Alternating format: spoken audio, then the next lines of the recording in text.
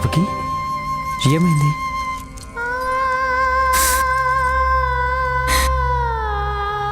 ఏమీ లేదు స్వామి. శ్రీహరి సంతానాన్ని ఇస్తున్నప్పటికీ నేను మాత్రం పొందలేకపోతున్నాను. నారాయణుడు మీకు పుత్ర సౌభాగ్యం ఇచ్చాడు, కానీ నేను దేవకి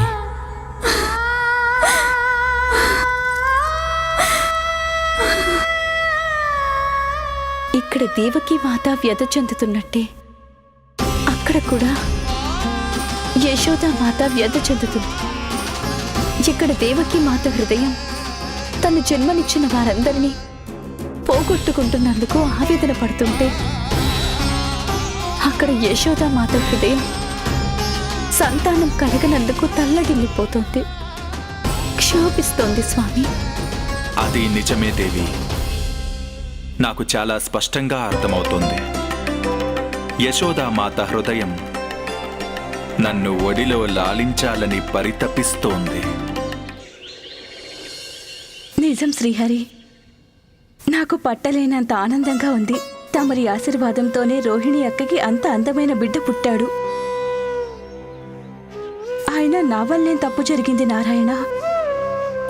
నాకెందుకు ఇవ్వలేదు సంతాన భాగ్యం?